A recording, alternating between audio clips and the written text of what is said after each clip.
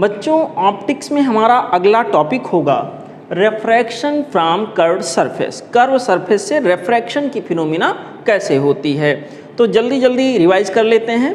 बच्चों कोई curve surface होगा, कोई लाइट रे किसी ऑब्जेक्ट से होकर जाएगा, यहाँ पर रेफ्रैक्शन होगा। रेफ्रैक्शन होने के बाद रेज वास्तव में कहीं मिलेंगे या मिलते हुए प्रतीत होंगे और इमेज का फॉर्मेशन होगा। तो वहाँ पर बच्चों ऑब्जेक्ट का डिस्टेंस, इमेज का डिस्टेंस और इसके अलावा बच्चों रेडियस ऑफ कर्वेचर उस कर्व सरफेस का कैसे कोरिलेट होता है, उसके लिए इक्वेशन कुछ यूँ होता है। पहले तो ये समझिए, ये एक कर्व सरफेस है, यहाँ पर कोई ऑब्जेक्ट रखा, सपोज करिए इसका इमेज यहाँ बना, मैंने ऐसे ही मान लिया है इक्वेशन समझाने के लिए। तो बच्चों ऑब्जेक्ट का डिस्टेंस, यहाँ ऑप्टिकल सेंटर इसको कह सकते हो बच्चों, यहाँ से ऑब्जेक्ट का डिस्टेंस दैट इज u, यहाँ से बच्चों इमेज का distance that is v। Okay, यहाँ के अंदर बच्चों इस कर्व सरफेस के अंदर जो मीडियम है, सपोज करिए ग्लास रहा हो या कुछ और भी हो सकता है, इसका रेफ्रैक्टिव इंडेक्स μ2 है और इसको घेरने वाला जो बाहरी मीडियम है, सराउंडिंग है, वो बच्चों उसका रेफ्रैक्टिव इंडेक्स μ1 है। जनरली यहाँ एयर होता है, ठीक है।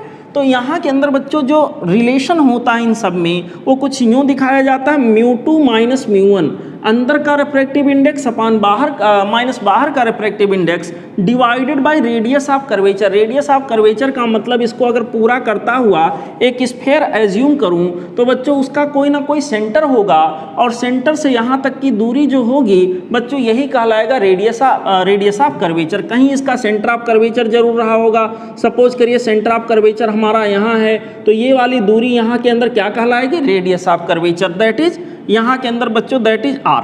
इसको हमने लिखा है r। ओके, अच्छा, equal to μ2 upon v, μ2 upon v, v in the sense image distance and minus μ1 upon u, u in the sense object distance. तो बच्चों ये कोरिलेशन होता है, आपको याद रखना है। यहाँ पर दो कॉन्सेप्ट होते हैं फोकल लेंथ के या फोकल पॉइंट के। एक होता है बच्चों मेन फोकस या उसी को कहते हैं second principal focus. Main focus या सेकंड प्रिंसिपल फोकस ही हम लोग मैक्सिमम केसेज में लेके चल रहे होते हैं। जब तक सवाल में कुछ अलग से बोला ना जाए, क्वेश्चन में अलग से कोई मेंशन ना किया जाए, तब तक बच्चों हम फोकल लेंथ को या फोकल पॉइंट को मेन फोकल पॉइंट या मेन फोकल लेंथ ही मान करके चलते हैं। समझिए यहाँ, जैसे यहाँ सेकंड प्रिंसिपल फोकस का मतलब होता है image point. Second principal focus का मतलब क्या होता है, this is image point. Image point in case जब ऑब्जेक्ट कहाँ पे रखा हो बच्चों, ऑब्जेक्ट कहाँ पे रखा हो, इनफाइनाइट पे। जब हमारा ऑब्जेक्ट इनफाइनाइट पे होगा, यानी जब u की वैल्यू हमारी इनफाइनाइट होगी, तो उस समय जो इमेज का डिस्टेंस होगा that is v, this will be equal to f। बच्चों यहाँ पर हमारे पास ये कहलाएगा second focal point. Second focus का लीजिए, सेकेंड फोकल पॉइंट कहीं पे F2 लिखा है और यहाँ से इसकी जो दूरी होगी बच्चों, ये यहाँ पर सेकेंड फोकल लेंथ कहलाएगा F2। तो सेकेंड फोकल लेंथ F2 की वैल्यू बाई फार्मूला, ये डेटा अगर इसके अंदर फीड कर दिया जाए, निकल के आता μ2r divided by μ2 minus μ1। Similarly यहाँ पर हमारा होता first principal focus. First principal focus का क्या मीनिंग हुआ बच्चों, फर्स्ट प्रिंसिपल फोकस का जो मीनिंग हुआ ये बच्चों सेकेंड प्रिंसिपल फोकस का जस्ट अपोजिट होगा। यहाँ पर था image point when object is eight infinite, यहाँ उल्टा बोल दीजिए object point when image is formed at infinite. तो बच्चों ऑब्जेक्ट कहाँ पे रहा होगा, उस पॉइंट को हम फर्स्ट प्रिंसिपल फोकस कहेंगे। सपोज करिए हमारे पास इंसिडेंट रेज ऐसे आ रहे हैं, इंसिडेंट रेज ऐसे आ रहे हैं, लेकिन जब रिफ्रैक्शन इसके अंदर होगा तो नॉर्मल की ओर ये मुड़ जाएंगे और नॉर्मल ये कहलाएगा, जो सेंटर ऑफ कर्वेचर से लाइन जोड़ रहा है यही बच्चों नॉर्मल कहलाता है। यहाँ के अंदर ये हमारे पास जो है नॉर्मल हो गया, नॉर्मल की ओर जब ये आ रहा था तो बेंड हो गया, पैरेलल हो गया, बेंड होके पैरेलल हो गया। तो बच्चों इमेज कहाँ पे बनेगा, कहीं इनफाइनाइट पे जाकर इमेज बनेगा। सवाल उठा ऑब्जेक्ट कहाँ है बच्चों, ऑब्जेक्ट का एड्रेस छुपा होता है इंसिडेंट रेज में। क्या इंसिडेंट रेज आपको लग रहा है इधर कहीं मिले होंगे, नहीं। तो इसको आगे बढ़ा के बच्चों मिलाइए, इमेजिन करिए कि बीच में अगर ये ना आता तो ये कहाँ मिलते, F1 पर मिलते। और इस तरह से F1 हमारे पास जो होगा ऑब्जेक्ट पॉइंट होगा और इसलिए इसको हम नाम देते हैं first principal focus. First principal focus की यहाँ पॉइंट O से जो भी डिस्टेंस होगा इसको फर्स्ट प्रिंसिपल फोकल लेंथ का नाम देते हैं। What is this, this is object point means u equal to यहाँ क्या हो गया F1। कब? जब इमेज कहाँ पे बने? इनफाइनाइट पे, यानी v की वैल्यू क्या हो गई? इनफाइनाइट। ये डेटा बच्चों अगर इसके अंदर फीड कर दिया जाए तो हमारा इक्वेशन बन के आएगा f1 equal to minus μ1r divided by μ2 minus of μ1। ठीक है, तो यहाँ के अंदर बच्चों ये कंडीशन रहा। ये इक्वेशन बहुत मेन इक्वेशन है, आप इसको याद रखिएगा। अच्छा, एक चीज़ और देखिए, यहाँ के अंदर अगर हम f1 अपान f2 कर दें, f1 अपान f2 कर दें बच्चों, दिस बाई दिस कर दें, तो यहाँ से r डिवाइडेड बाई μ2 माइनस μ1 यहाँ भी है, r डिवाइडेड बाई μ2 माइनस μ1 यहाँ भी है। f1 के केस में यहाँ μ1 आ रहा है, f2 के केस में यहाँ μ2 आ रहा है, तो हो जाएगा μ1 अपान μ2, और वो भी माइनस में होगा। बच्चों μ1 और μ2 कभी भी माइनस नहीं होते, तो यहाँ positive value upon positive value multiplied by negative value, that means negative value, यानी f1 और f2 दोनों फोकल लेंथ का जो रेशियो होगा निगेटिव आएगा। ये तब पॉसिबल होगा जब f1 अगर पॉजिटिव हो तो f2 निगेटिव हो, f2 पॉजिटिव हो तो f1 निगेटिव हो। आप देख लो बच्चों, यहाँ के अंदर f2 हमारा निगेटिव होगा तो f1 क्या है? पॉजिटिव है। तो ये बच्चों हर तरह के स्फेरिकल कर्व सरफेस के लिए लागू होगा, जहाँ पर हमारा मीडियम ट्रांसपेरेंट हो, सरफेस कर्व हो, आप ये इक्वेशन यूज कर सकते हो। मेरे प्यारे बच्चों, हम लोगों का अगला टॉपिक है लेंस। सबसे पहले सवाल उठा, लेंस क्या होता है? बच्चों आप पढ़ चुके हो, फटाफट देखते हैं। लेंस एक ऐसा ट्रांसपेरेंट मीडियम है बच्चों, जिसमें दो सरफेस होंगे और कम से कम एक सरफेस उसका कर्व होगा। एक ऐसा ट्रांसपेरेंट मीडियम जिसमें बच्चों कम से कम एक सरफेस कर्व हो, उसको हम लेंस का नाम देते हैं। यहाँ पर जैसे यहाँ पर मैं इस तरह का कोई स्ट्रक्चर बना दिया, क्या ये लेंस है? नहीं सर, इसके दो सरफेस तो हैं इधर उधर से देखने पर, लेकिन दोनों ही फ्लैट हैं। ये ग्लास स्लैब हो गया, यहाँ के अंदर ये लेंस नहीं कहलाएगा। लेंस बच्चों इस प्रकार का ट्रांसपेरेंट मीडियम है जिसमें कम से कम एक कर्व सरफेस होना जरूरी है। जैसे यहाँ पर बच्चों अगर लेंस को हम क्लासीफाई करें तो दो ग्रुप में कर सकते हैं, कॉन्वेक्स लेंस और कॉन्केव लेंस। कॉन्वेक्स लेंस का जो नेचर होता है, जनरल कंडीशन में इसका नेचर कन्वर्जिंग टाइप का होता है, लाइट रे को ये कन्वर्ज करता है। आई रिपीट, जनरल कंडीशन में, कंडीशन थोड़ा अलग बनाया जाएगा तो उल्टा भी कर सकता है। कॉन्केव लेंस यहाँ पर हमारे पास एक ऐसा लेंस होता है जिसका नेचर डाइवर्जिंग टाइप हो रहा होता है, ये लाइट रे को बिखेर रहा होता है, डाइवर्ज कर रहा होता है। मेरे प्यारे बच्चों, कॉन्वेक्स लेंस फर्दर दो टाइप का होगा। एक हमारे पास होगा by convex lens. By convex का मतलब ये हुआ कि एक ऐसा लेंस बच्चों जिसके दोनों सरफेस कैसे हों? कॉन्वेक्स। इधर भी सरफेस कॉन्वेक्स है और इधर से भी कॉन्वेक्स है। दो रिफ्रैक्टिंग सरफेसेज यहाँ पर हैं, दोनों ही क्या हैं? कॉन्वेक्स हैं। इसको कहेंगे बाई कॉन्वेक्स।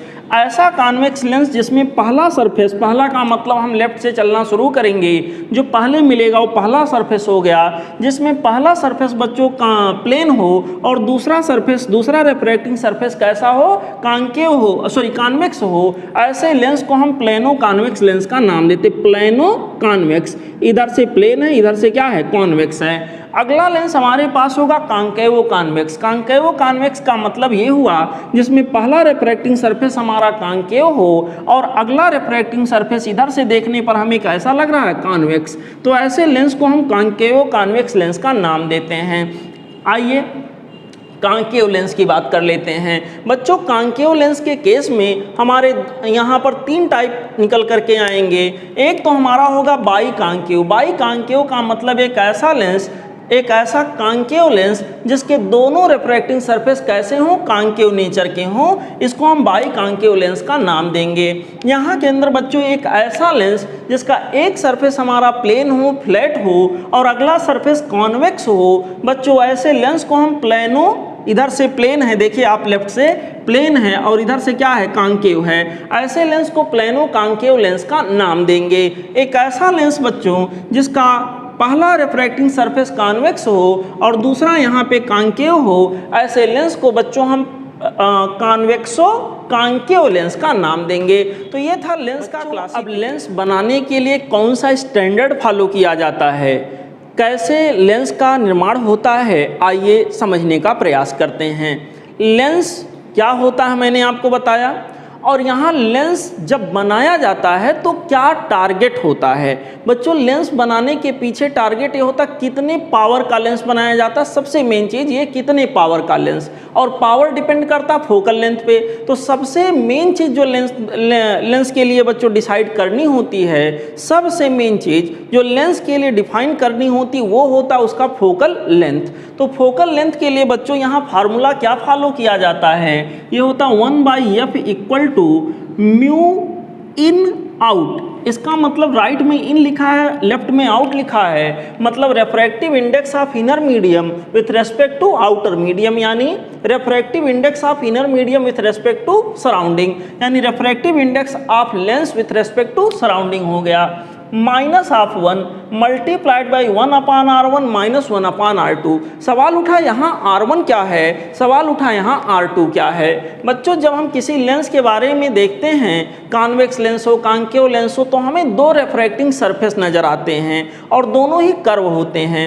यहाँ पर बच्चों दो रेफ्रैक्टिंग सरफेस जो हमें दिख रहे होते हैं उनका कुछ ना कुछ रेडियस ऑफ कर्वेचर हो रहा होता है। बच्चों जैसे हम मान लीजिए यहाँ बाई कॉन्वेक्स लेंस की बात करें, तो बाई कॉन्वेक्स लेंस ये सपोज करिए यहाँ पर रखा हुआ है, ये रहा, ये जो मैंने शेडिंग दिया है, this is by convex lens. By convex lens बच्चों इस तरह से है, अगर मैं अभी ये सब बाद में मैं बनाऊंगा, बाद में सपोज करिए ये, इसके बारे में आप मत सोचना, ये जो अभी मैंने बनाया है इसकी ज़रूरत पड़ेगी समय बचाने के लिए, मैंने पहले से बना रखा है कि आपको कम समय में ज़्यादा चीज़ें मैं समझा दूँ, रिवाइज करा दूँ। तो बच्चों यहाँ के लिए क्या कंडीशन है, ये लेंस है, लेंस में हम इधर से लेफ्ट से जाएंगे और जो हमें पहला सरफेस दिखेगा ये हमारी आंखें हैं। ये बच्चों जो सरफेस को यहाँ के अंदर देख रही होंगी, पहला सरफेस हमारा है, पहला रेफ्रैक्टिंग सरफेस। ऑब्वियसली ये रेफ्रैक्टिंग सरफेस किसी एक स्फीयर का हिस्सा होगा, उसको पूरा कर लेते हैं, इसको लेते हुए हम कर्वेचर को पूरा कर लेते हैं, तो इस कर्वेचर का कहीं ना कहीं सेंटर मिलेगा, ये कहलाएगा centre of curvature of first refracting surface. और यहाँ इसके बच्चों सरफेस से जो इसकी दूरी होगी, डिस्टेंस होगी, इसको कहेंगे radius of curvature R1 of the first refracting surface. बच्चों अगर हम यही चीज राइट साइड से देखें तो राइट साइड से देखने पर हमें जो यहाँ रेफ्रैक्टिंग सरफेस दिखेगा ये कहलाएगा दूसरा, सेकंड रेफ्रैक्टिंग सरफेस, ये था पहला। सेकंड रेफ्रैक्टिंग सरफेस का सेंटर कहाँ होगा बच्चों, इसके कर्वेचर को फॉलो करते हुए एक स्फीयर कंप्लीट कर दीजिए, उस इमेजिनरी स्फीयर का जहाँ पे सेंटर रहा होगा वो हो जाएगा centre of curvature of second refracting surface. मेरे प्यारे बच्चों यहाँ पर सेंटर ऑफ कर्वेचर से हम सेकंड रेफ्रैक्टिंग सरफेस को अगर मिला देते हैं तो यहाँ के अंदर ये कहलाता है radius of curvature R2 of second refracting surface. Similar condition will happen in case of concave lens. यहाँ के अंदर बच्चों एक बाई कॉन्केव लेंस आपके सामने दिख रहा है, यहाँ लेफ्ट से हम जाएंगे देखने, तो लेफ्ट से यहाँ के अंदर देखने पर हमें क्या आभास होगा, लेफ्ट साइड से देखिए बच्चों, ये वाला सरफेस जो हमें पहले दिख गया ये होगा पहला रेफ्रैक्टिंग सरफेस। यहाँ राइट साइड से देखने पर यहाँ हमें जो पहले दिख जाएगा ये होगा सेकंड रेफ्रैक्टिंग सरफेस, या यूँ कह सकते हैं पहले जो मिला वो पहला, दूसरी बार जो मिला वो दूसरा। मेरे प्यारे बच्चों, मेरे अच्छे बच्चों, मेरे नन्हे मुन्ने बच्चों, ध्यान से सीखो, अच्छे से सीखो। यहाँ के अंदर क्या होगा बच्चों सिचुएशन, यहाँ के अंदर सिचुएशन हमारे सामने कुछ ऐसे, पहला रेफ्रैक्टिंग सरफेस, सर इसका सेंटर कहाँ होगा बच्चों, इसको इस कर्वेचर को पूरा करते हुए, फॉलो करते हुए एक स्फीयर इमेजिन करो, उस स्फीयर का जो सेंटर रहा होगा वो कहलाएगा centre of curvature of first refracting surface. Centre of curvature की उसके बच्चों सरफेस से जो दूरी होगी इसको हम कहेंगे radius of curvature of first refracting surface which is represented by R1। यहाँ के अंदर अगर ध्यान दीजिए C2, बच्चों C2 क्या है, अगर सेकंड रेफ्रैक्टिंग सरफेस को हम इस तरह से एक इमेजिनरी स्फीयर पूरा करें तो सेकंड इमेजिनरी स्फीयर का जो सेंटर होगा वो कहलाएगा centre of curvature of second refracting surface. मेरे प्यारे बच्चों यहाँ C2 को हम यहाँ सरकमफेरेंस से जब मिला देते हैं तो बच्चों यहाँ के अंदर जो हमारे पास ये दूरी आती है, जो डिस्टेंस आता है, ये कहलाता है radius of curvature of second refracting surface. यहाँ पर कौन कौन से पैरामीटर यूज किए गए, फोकल लेंथ, चलो उसको पता करेंगे। यहाँ R1 R2, R1 is the radius of curvature of first refracting surface, R2 is the radius of curvature of second refracting surface. मेरे प्यारे बच्चों यहाँ पर म्यू इन आउट ये जो म्यू इन आउट लिखा हुआ है, आउट म्यू इन या म्यू इन आउट ऐसे बच्चों लिखा हुआ है, यहाँ इन यहाँ आउट, फिर मैं रिपीट कर दूँ, यह है इनर मीडियम यानी लेंस का रिफ्रैक्टिव इंडेक्स आउटर मीडियम यानी सराउंडिंग के रेस्पेक्ट में। इसको पूरा खोलेंगे तो इस तरह से लिखा जाना चाहिए। जनरली क्या होता है, आउटर मीडियम हमारा एयर होता है, तो बच्चों म्यू इन अपान 1 हो जाता है और बड़ी आसानी से हम क्वेश्चन को सॉल्व कर पाते हैं। ठीक है बच्चों, यहाँ के अंदर एक चीज़ और यही मैं स्पष्ट कर दूं, आगे काम आएगा। मेरे प्यारे बच्चों, अगर हम स्टैंडर्ड को फॉलो करते हुए चीज़ों को सेट करते हैं तो क्या होता है, पॉजिटिव एक्स एक्सिस वाली दूरी को हम पॉजिटिव लेते हैं, निगेटिव एक्स एक्सिस पर जो डिस्टेंस लिया जाता है वो निगेटिव लिया जाता है, पॉजिटिव वाई पर ली जाने वाले डिस्टेंस को हम पॉजिटिव मानते हैं, निगेटिव वाई पर लिया जाने वाले डिस्टेंस को निगेटिव मानते हैं इन स्टैंडर्ड कंडीशन। और वो क्या है, मैंने साइन कन्वेंशन में आपको रिपीट करवाया है। मेरे प्यारे बच्चों, आपसे देखो ये बाई कॉन्वेक्स लेंस की अगर मैं बात करूं तो बाई कॉन्वेक्स लेंस में जो रेडियस ऑफ कर्वेचर R1 और R2 की बात मैं करूंगा, R1 कैसा होगा, पॉजिटिव एक्स पे जा रहा है पॉजिटिव हो गया, R2 कैसा होगा, निगेटिव एक्स पे जा रहा है निगेटिव हो जाएगा। वहीं पर मैं बाई कॉन्केव लेंस की बात करूं तो R1 R2 का साइन जरा यहीं पर चेक कर लेते हैं, आगे काम आने वाला है। R1 का साइन यहाँ के अंदर देखिए निगेटिव एक्स पर जा रहा है निगेटिव हो गया, और R2 का साइन यहाँ के अंदर क्या हो जाएगा, पॉजिटिव हो जाएगा। You can see, you can detect, you can compare two cases by convex and by concave. जो साइन यहाँ पॉजिटिव हो यहाँ निगेटिव है, जो साइन यहाँ निगेटिव हो यहाँ पॉजिटिव है, बिल्कुल रिवर्स कंडीशन यहाँ के अंदर मिल रहा होता है। ठीक है बच्चों, आइए इसके आगे बढ़ते हैं। बच्चों आइए अब देखते हैं कि लेंस मेकर फार्मूले का कैसे यूज होता है इन case of by convex lens, in case of plano convex lens, in case of by concave lens, in case of plano concave lens. आइए जरा चेक करते हैं। लेंस मेकर फार्मूला हमारा कहता है 1/f equal to mu in upon mu 1 minus of 1 multiplied by 1/r1 minus 1/r2, जैसा कि मैंने बताया था। यहाँ के अंदर बच्चों बाई कॉन्वेक्स लेंस की अगर हम बात करें तो यहाँ पर जिसका पहला रिफ्रैक्टिंग सरफेस है उसका रेडियस ऑफ कर्वेचर कैसा होगा, निगेटिव होगा या पॉजिटिव, आई थिंक पॉजिटिव होगा। और जो सेकंड रिफ्रैक्टिंग सरफेस इधर से देखने पर मिल रहा है इसका रेडियस ऑफ कर्वेचर कैसा होगा, निगेटिव होगा। तो R1 हमारा यहाँ पॉजिटिव होगा, R2 बच्चों क्या होगा, निगेटिव। अगर ये वैल्यू में इस फार्मूले के अंदर साइन कन्वेंशन के साथ रखता हूं बच्चों तो यहाँ मिलेगा 1/f equal to mu in upon mu out minus of 1, फिर यहाँ के अंदर हो जाएगा 1/+ R1 माइनस 1/-R2, इसको निगेटिव साइन के साथ रख रहे हैं।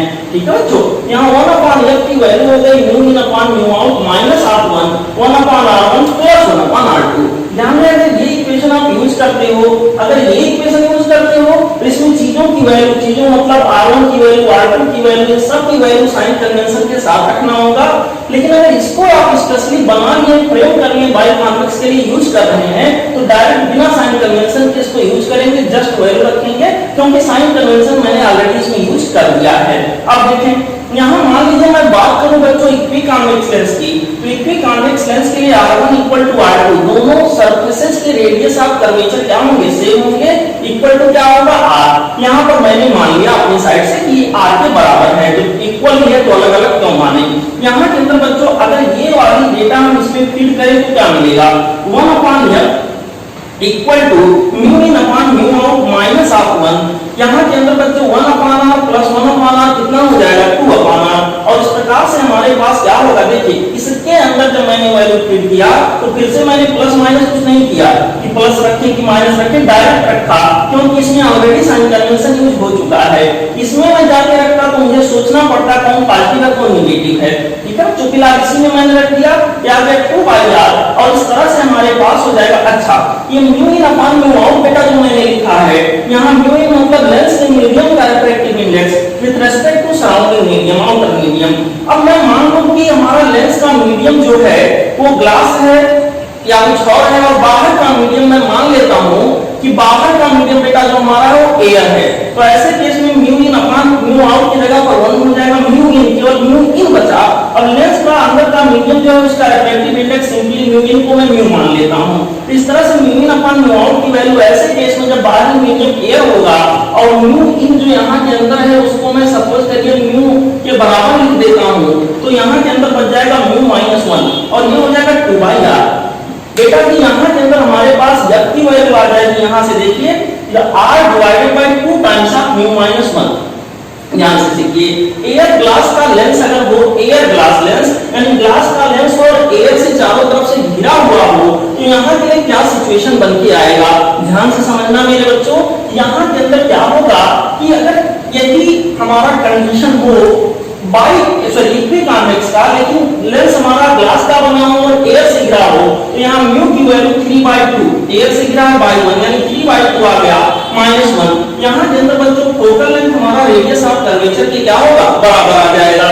मान लीजिए मैं प्लेनो कॉन्वेक्स लेंस की बात करूं बेटा, तो प्लेनो कॉन्वेक्स लेंस के लिए हमारे पास क्या होगा, R1 फ्लैट है, बिल्कुल ये वाला सरफेस वाला फ्लैट है, तो इसका रेडियस ऑफ कर्वेचर क्या हो जाएगा, इनफाइनाइट हो जाएगा। R2 जो भी होगा मैं कहता हूं कैसा होगा बच्चों, नेगेटिव होगा।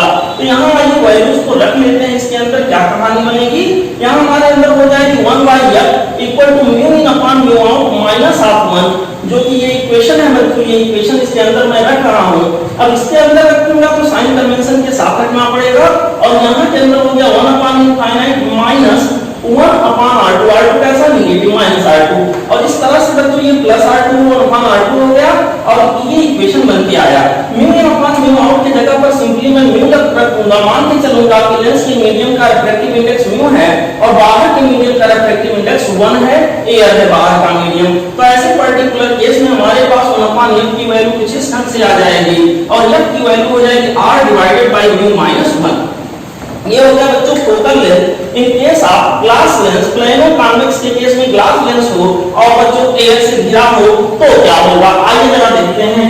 ग्लास का लेंस हो, प्लेनो कॉन्वेक्स हो और एयर से घिरा हो, तो म्यू की जगह पर सिंपली हमें क्या रखना है, प्लेनो कॉन्वेक्स के इक्वेशन में 3/2 रखना है। यहां बच्चों सॉल्व करने पर हमें f की वैल्यू क्या मिलेगी, 2r।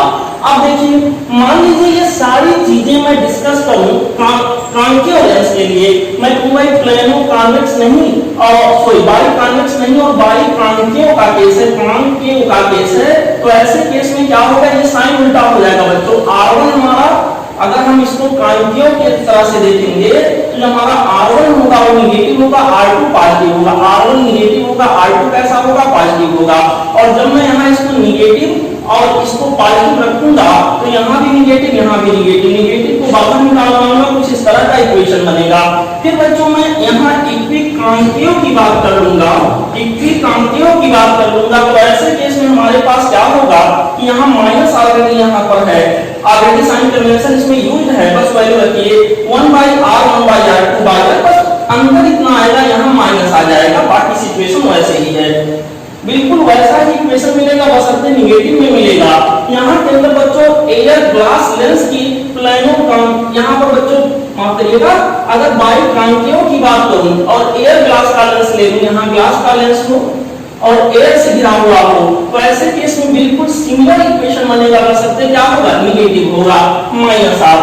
अगर मैं प्लेनो कॉन्केव की बात करूं बच्चों, प्लेनो कॉन्केव लेंस की, तो ऐसे केस में हमारे पास R2 जो होगा प्लेनो कॉन्केव, ऐसे बनेगा प्लेनो कॉन्केव। यहाँ के अंदर बच्चों जो R2 होगा, R1 तो इनफाइनाइट यहाँ भी होगा, और R2 जो होगा वो कैसा होगा, पॉजिटिव। अगर R2 पॉजिटिव होगा तो कुछ इस तरह का इक्वेशन हमें मिलेगा, और इस तरह से बच्चों यहाँ नेगेटिव साइन आ जाएगा, और अगर R2 की जगह R रख देते हैं तो यहाँ नेगेटिव साइन के साथ कुछ ऐसा डेटा यहाँ के अंदर मिलेगा। f की वैल्यू हो गई -r divided by mu minus 1। और यहाँ पर भी अगर हम एयर ग्लास मीडियम की बात करें, एयर ग्लास का लेंस हो, प्लेनो कॉन्केव हो, प्लेनो कॉन्केव हो, प्लेनो कॉन्केव हो, और बच्चों ये हमारा एयर से घिरा हुआ हो चारों तरफ से, तो ऐसे पर्टिकुलर केस में क्या होगा बेटा, यहाँ के अंदर बस नेगेटिव रहेगा, बाकी सिचुएशन बिल्कुल वैसा ही रहेगा, यहाँ नेगेटिव हो गया। तो जो इक्वेशन हमें पॉजिटिव में मिले थे इन केस ऑफ कॉन्वेक्स लेंस, वैसा इक्वेशन हमें नेगेटिव में मिला इन case of concave lens, focal length के केस में। ओके बच्चों अब आइए हम लोग चेक करते हैं कि अगर हमारा कोई कॉन्वेक्स लेंस है, जनरली हम कॉन्वेक्स लेंस के बारे में ये जानते हैं कि इसका नेचर जो है कन्वर्जिंग होता है, लाइट रे को ये कलेक्ट करता है, इकट्ठा करता है, और जनरली हम कॉन्केव लेंस के बारे में ये जानते हैं कि लाइट रे को बिखेर देता है, डाइवर्ज करता है। तो यहाँ के अंदर बच्चों कब ऐसा होता है और कब ऐसा नहीं होता, कब इसका उल्टा होता होता है देखिए सिचुएशन बच्चों, साइन कन्वेंशन यूज करने के बाद फोकल लेंथ का फार्मूला कॉन्वेक्स लेंस के लिए या मान लीजिए बाई कॉन्वेक्स लेंस के लिए कुछ ऐसा आ जाता है। साइन कन्वेंशन यूज करने के बाद ऐसा आता है, पॉजिटिव में आता है। और बच्चों यहाँ साइन कन्वेंशन यूज करने के बाद बाई कॉन्केव लेंस के लिए जो फार्मूला होता है वो कुछ ऐसा आता है, साइन कन्वेंशन के बाद ऐसा होता है। अच्छा, अब बच्चों यहाँ पर इसका मतलब अगर कोई लेंस कॉन्वेक्स है तो उसका नेचर कन्वर्जिंग होगा और उसका फोकल लेंथ पॉजिटिव आएगा। नॉर्मल सिचुएशन यही होगा बच्चों, अगर फोकल लेंथ पॉजिटिव आया 1/f पॉजिटिव मतलब focal length positive. Focal length अगर पॉजिटिव है तो बच्चों कॉन्वेक्स लेंस की तरह उसकी शक्ल भी होगी और कॉन्वेक्स लेंस की तरह उसका व्यवहार भी होगा। फोकल लेंथ अगर नेगेटिव है, इस तरह से मैंने बाई कॉन्केव लेंस का फोकल लेंथ कैलकुलेट किया, नेगेटिव आया, नेगेटिव अगर आ रहा वास्तव में तो कॉन्केव लेंस जो हमारा है उसका शक्ल भी कॉन्केव दिखेगा और उसका फंक्शन भी कॉन्केव यानी डाइवर्जिंग नेचर का ही होगा। कभी कभी इसका उल्टा होता है। देखिए अगर मैं एक ग्लास को, यहाँ ग्लास का लेंस ले लूं, बाई कॉन्वेक्स लेंस मैंने ग्लास का ले लिया और इसको एयर से चारों तरफ से घेर दिया, एयर से घिरा हुआ है, तो ऐसे केस में मैं देखूंगा ग्लास का रिफ्रैक्टिव इंडेक्स एयर से ज्यादा होगा। इसका मतलब इनर मीडियम का रिफ्रैक्टिव इंडेक्स आउटर मीडियम से क्या होगा, ज्यादा होगा। बच्चों अगर ये सिचुएशन मैं इसके अंदर रखूं और इसके अंदर रखूं, चेक करूं क्या होगा। अगर mu in greater than mu out के हिसाब से इसको सोचोगे, ये तो पॉजिटिव है, mu in greater than mu out होगा तो ये वाला ब्रैकेट भी पॉजिटिव होगा और इस तरह से focal length 1/4 focal length positive होगा, मतलब फोकल लेंथ यहाँ क्या आएगा, पॉजिटिव। फोकल लेंथ पॉजिटिव आया, कॉन्वेक्स लेंस का फोकल लेंथ यहाँ कैसा आया, पॉजिटिव। और अगर पॉजिटिव है तो कॉन्वेक्स की तरह वो व्यवहार भी करेगा, मतलब उसका नेचर जैसा सोच रहे थे वैसा ही होगा, नेचर यहाँ कन्वर्जिंग टाइप का होगा। यहाँ के अंदर बच्चों फोकल लेंथ अगर मैं इसके फार्मूले में रख के ये चीज कैलकुलेट करूं तो बच्चों यहाँ तक की वैल्यू तो वही है, पॉजिटिव मल्टीप्लाइड बाय नेगेटिव, क्या हो गया, नेगेटिव। यानी कॉन्केव लेंस के बारे में मैं रख के सोच रहा हूँ, इस तरह से कॉन्केव लेंस के बारे में सोच रहा हूँ, ग्लास का लेंस है, एयर से घिरा हुआ है, तो ऐसे पर्टिकुलर केस में मैं देख रहा हूँ फोकल लेंथ नेगेटिव आ रहा है।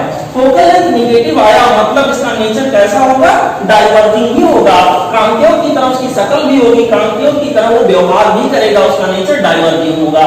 लेकिन इसका उल्टा केस, मान लो लेंस जो हमारा हो वो मीडियम लेंस का जो है वो बाहरी मीडियम के रेस्पेक्ट में कम रिफ्रैक्टिव इंडेक्स रखे तो क्या होगा। जैसे यहाँ इस तरह से कोई शेप है, इसके अंदर वाटर भरा हुआ है, लेंस की तरह से ये है और चारों तरफ से ग्लास से ढका हुआ है, घिरा हुआ है। यहाँ के अंदर बच्चों अगर म्यू इन यानी वाटर का रिफ्रैक्टिव इंडेक्स म्यू आउट यानी ग्लास के रिफ्रैक्टिव इंडेक्स से कंपेयर किया जाए तो ऐसे केस में बच्चों mu in will be less than mu out. और ऐसे पर्टिकुलर केस में अगर ऐसा हुआ तो एक एक को चेक करते हैं। यहाँ पर बच्चों मैं लेस देन रखूंगा तो ये ब्रैकेट क्या आ जाएगा, नेगेटिव, और ये तो पॉजिटिव है ही, और यहाँ पर नेगेटिव पॉजिटिव, नेगेटिव हो गया मल्टीप्लाई हो गया इनटू पॉजिटिव, क्या आ गया, नेगेटिव। यानी कॉन्वेक्स लेंस के लिए हमारा फोकल लेंथ नेगेटिव आ गया, आना चाहिए था पॉजिटिव, लेकिन वास्तव में क्या आ गया, नेगेटिव आ गया। इसका मतलब शक्ल तो उसकी कॉन्वेक्स जैसी है लेकिन उसका व्यवहार कैसा होगा, कॉन्केव जैसा होगा, यानी कि उसका बिहेवियर कैसा होगा, डाइवर्जिंग होगा। सिमिलरली अगर मैं बच्चों इस तरह से एक कॉन्केव बाई कॉन्केव लेंस को लेके सोचूं, ये ग्लास का यहाँ के अंदर मीडियम है, चारों तरफ ये घिरा हुआ, सपोज करिए ग्लास का नहीं, माफ करिएगा, मान लीजिए ये बच्चों वाटर का मीडियम है, इस तरह से कोई स्ट्रक्चर बना हुआ है और ये ग्लास से घिरा हुआ है, तो ऐसे पर्टिकुलर केस को अगर मैं इस फार्मूले के अंदर फीड करूंगा बच्चों कॉन्केव वाले फार्मूले में तो क्या होगा, mu in less than mu out, ये वैल्यू क्या आ गया, नेगेटिव, और ये वैल्यू तो पॉजिटिव वैसे भी है, मल्टीप्लाइड बाय नेगेटिव, तो नेगेटिव मल्टीप्लाइड बाय नेगेटिव क्या हो गया बच्चों, पॉजिटिव हो गया। और इस तरह से हमारे पास दो कॉलम क्या आ गया, बाई कॉन्केव के लिए नेगेटिव हो गया या सिंपली कॉन्केव कह सकते हैं, पॉजिटिव हो गया। फोकल लेंथ बच्चों यहाँ के अंदर क्या आ गया, पॉजिटिव। जो नेगेटिव आना चाहिए था वो पॉजिटिव आया, जो पॉजिटिव आना चाहिए था वो नेगेटिव आया। तो बच्चों कॉन्वेक्स लेंस के जैसा व्यवहार तब करेगा, कन्वर्जिंग व्यवहार तब करेगा जब लेंस के मीडियम का रिफ्रैक्टिव इंडेक्स आउटर मीडियम के रेस्पेक्ट में ज्यादा हो। सिमिलरली कॉन्केव लेंस जैसा यानी डाइवर्जिंग नेचर का व्यवहार करेगा जब यहाँ के अंदर बच्चों लेंस के मीडियम का रिफ्रैक्टिव इंडेक्स बाहरी मीडियम के रेस्पेक्ट में ज्यादा हो। अगर इसका उल्टा हुआ मतलब लेंस के मीडियम का रिफ्रैक्टिव इंडेक्स आउटर मीडियम उसको घेरने वाले मीडियम के रेस्पेक्ट में कम हो गया तो ऐसे केस में दोनों लेंस का नेचर अपोजिट हो जाएगा।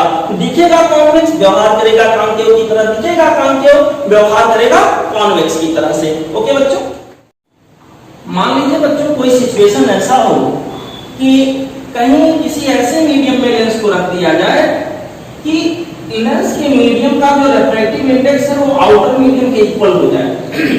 जैसे वाटर का लेंस है, वाटर मीडियम का लेंस है, वाटर के अंदर ही रख दिया जाए तो उसका व्यवहार कैसा होगा, चलिए देखते हैं। Mu equal to mu out यहाँ पे हो जाएगा। और अगर ऐसा होगा कि इस फार्मूले के अंदर अगर mu equal to mu out रखेंगे तो ये बच्चों 1 - 1 क्या हो गया, 0। 1 फोकल लेंथ हमारा 0 आ गया, मतलब फोकल लेंथ यहाँ के अंदर क्या हो जाएगा, इनफाइनाइट। मतलब ऐसा लगेगा कि जैसे लेंस हो ही ना लाइट जाएगा तो ना तो एक कन्वर्ज होगा ना तो डाइवर्ज होगा, सीधे सीधे निकल जाएगा।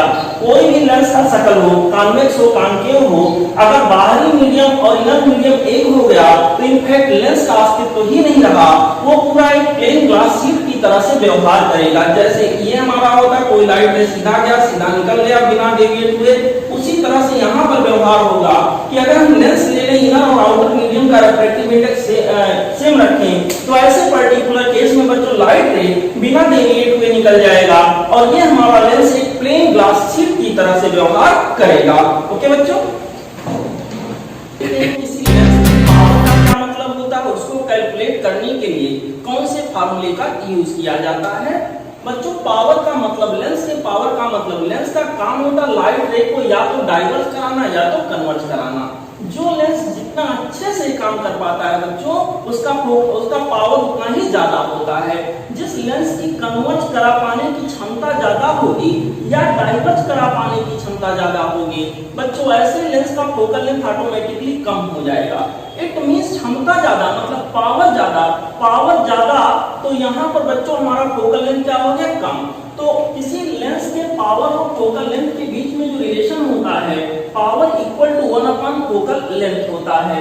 अगर फोकल लेंथ हम मीटर में रखते हैं तो इसकी यूनिट बन जाती है पर मीटर, या बड़ा प्यारा से फेमस यूनिट है, इसको डियोप्टर का नाम दिया जाता है और कैपिटल डी से इसको रिप्रेजेंट किया जाता है। ठीक है बच्चों, सीधे सी बात है, अगर फोकल लेंथ कभी ज्यादा हुआ किसी लेंस का तो उसका पावर ऑटोमेटिकली कम होगा।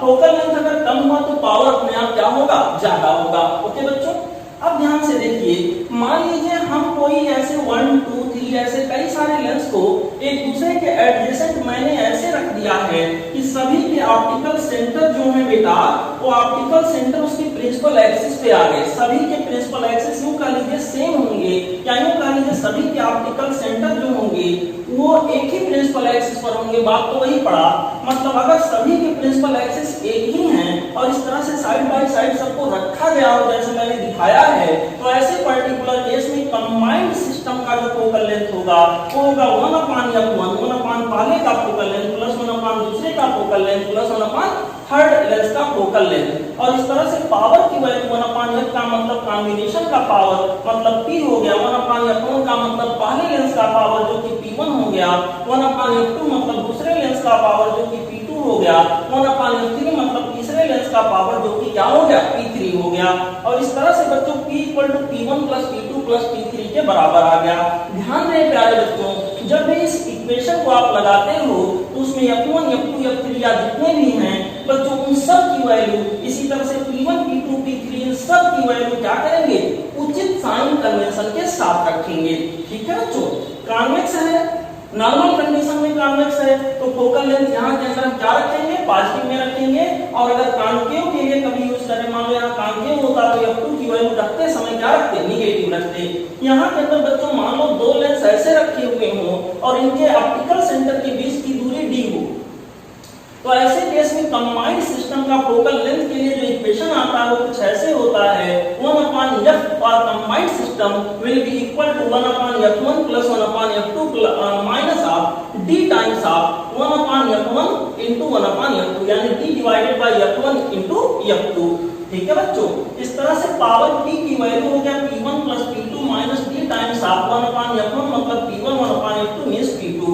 मेरे प्यारे बच्चों फिर मैं रिमाइंड करा रहा हूं, f1, f2, p1, p2 या जितने भी ऐसे हों सबकी वैल्यू जब न्यूमेरिकल सॉल्व करते समय हम रखेंगे तो उचित साइन कन्वेंशन के साथ जो भी उसका साइन कन्वेंशन के अनुसार साइन होगा उसके साथ बच्चों चीजों को रखना है। ओके, आपने बहुत सारा क्वेश्चन ऐसा किया होगा, आई होप अब तो रिवीजन चल रहा है।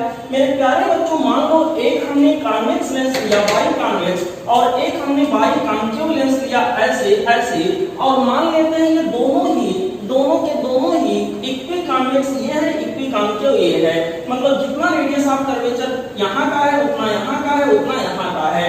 ये तो तभी होगा, ये वाला जो सरफेस है ये तो दोनों में कॉमन हो गया, तो ये तो रेडियस ऑफ कर्वेचर जो इसके लिए दूसरा होगा, इसके लिए क्या हो गया पहला, और ये भी इसी के बराबर हो, मतलब न्यूमेरिकली R1 R2 दोनों के लिए क्या हो, सेम हो। तो अपने आप जब हम उनको ऐसे फिट करेंगे एकदम फिट हो जाएगा बेटा, कोई गैप नहीं रहेगा।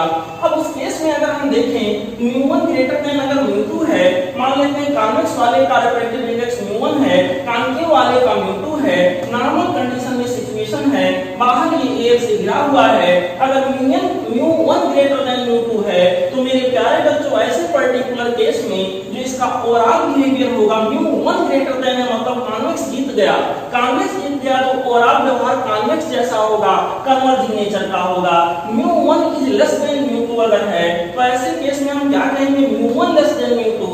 इट मींस बच्चों यहाँ के अंदर क्या होगा, यहाँ के अंदर ये होगा, इसका मतलब हमारा जो कॉन्केव है वो जीत गया, वो डोमिनेट कर गया। ऐसे पर्टिकुलर केस में ओवरऑल सिस्टम का व्यवहार कॉन्केव के जैसा होगा, डाइवर्जिंग नेचर जैसा होगा। अगर बाय द वे μ1 और μ2 बराबर हो गए तो ऐसे केस में इफेक्टिव फोकल लेंथ की वैल्यू यहाँ इनफाइनाइट आ जाएगी, और ऐसे पर्टिकुलर केस में बच्चों ये पूरा सिस्टम हमारा एक प्लेन ग्लास शीट की तरह से व्यवहार करने लगेगा। आई होप बच्चों इतना आपने रिपीट कर लिया होगा, इतना आपके दिमाग में फिर से सेट हो गया होगा। चलते हैं बच्चों, लेंस का एक स्पेशल केस आपके यहाँ पूछा जाता है, उसमें क्या होगा, कोई लेंस होगा उसका एक सरफेस पॉलिश कर दिया जाएगा और पूछा जाएगा अब बताइए फोकल लेंथ क्या होगा।